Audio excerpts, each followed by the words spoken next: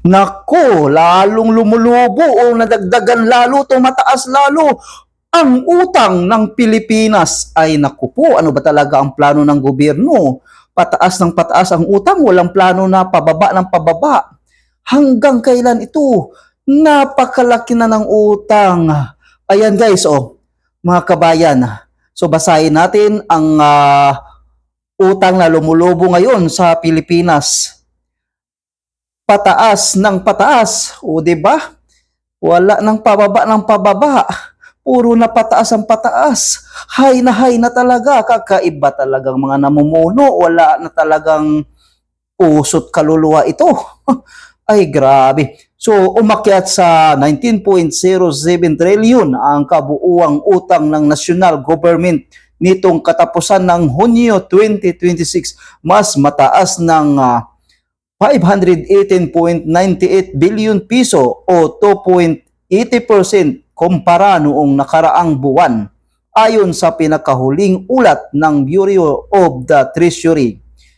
Ayon sa ulat, ang pagtaas ay dulot ng pagkuha ng mga bagong utang mula sa loob at labas ng bansa upang punduhan ang mga programa sa pambansang pag-unlad, bagamat bahagyang nabawasan ang halaga ng utang dahil sa paglakas ng piso. Sa kasalukuyan, binubuo ang kabuuang utang ng 12.84 trillion o 67.33% na domestic debt at 6.23 trillion piso o 32.62% na external debt. Ay naku, grabe. Ay.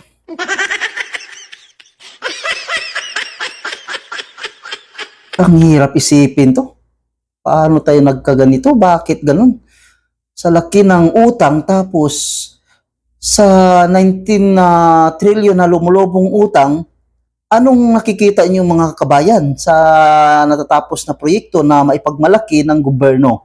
No? So siyempre malaking utang, dapat malawak ang mga natapos na gawang mga proyekto na napakinabangan nating lahat, no? Na maiiwan sa hanggang sa mga ninuno, no? Na ito ay tatak Marcos administrasyon. Kung mayroon tatak bill dati si Pangulong PRRD, so ngayon kay BBM, ano ang nagiging tatak para sa inyo, para sa ating kagalang-galang na Pangulong Marcos na ang laki na ng itinaas ng utang ng gobyerno. So biruin nyo, no? Sabi nila, totoo naman, kahit hindi pa yung nanganak, ang mga dalaga ngayon, no? Hindi pa nanganak, mayroon ng mga utang ang kanilang mga anak. No? So kaya talagang iwasan nyo muna mag-asawa, magkaanak, ay naku, sa hirap ng buhay, lalong nagpapahirap talaga sa laki ng utang na hindi pa natin alam hanggang kailan ito matuldukan. Kasi nga, pataas ang pataas. Okay? So siguro kung habang si BBM pa ang Pangulo, baka yun talaga ang plano niya, pataas ang utang. Wala sigurong plano na pababa ng pababa.